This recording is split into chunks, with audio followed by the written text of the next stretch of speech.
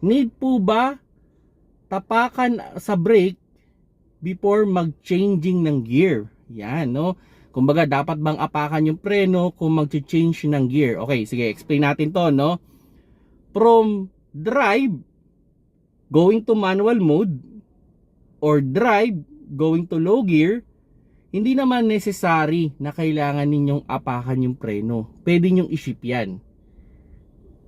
Then, kung from low gear or sabihin natin manual mode going to drive, hindi naman necessary na apakan yung preno. Pero ito yung reminders ko Halimbawa sa manual mode, okay, from drive to manual mode or manual mode going to drive, sana nasa control speed yung sasakyan ninyo. Kumbaga, sana not more than 60 kph naman yung takbo ninyo. Wag naman yung tipong tumatakbo ng 100 kph, nagsiswitch kayo from manual mode going to drive, manual mode going to or manual mode going to drive, drive going to manual mode. Hindi siya recommend masyado kasi syempre nagbabago tayo ng gear. Paano kung biglang magkaroon niya ng medyo konting kadyot, so baka ma-out of control yung ating sasakyan. Ito ay for the safety lang. Kaya niya po, pwede. Pero for more safety side, you can check your manual, nakalagay naman yan doon.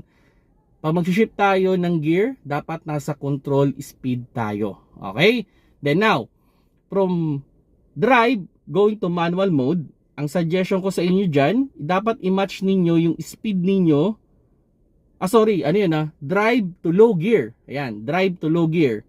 So kung sakali man drive to low gear, like for example, may nakita kayo dyan na B or L, yung iba may number 2, yung iba na may number 3. Dapat i-match ninyo yung speed ng sasakyan ninyo dun sa low gear na ipapasok ninyo. So for example, ganito, ang nakalagay lang sa inyong sasakyan ay letter B.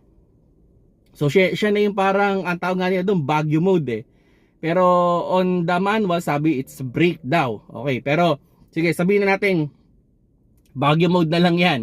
Okay, ideally, sana yung speed ng sasakyan natin is not more than 20 kph.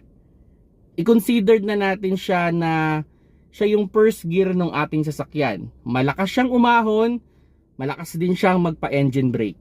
Okay? Hindi siya matulin, pero malakas siyang umahon. Kung L yan, ganun din. So, not more than 20 kph siya ng takbo natin bago natin ipasok yung L na yan. At yun, kung from L or B going to drive on any speed na yan, okay na, wala nang problema yan. Kasi low gear Kumbaga first gear ka, mag-ahay ka ng gear, okay lang na itaas mo.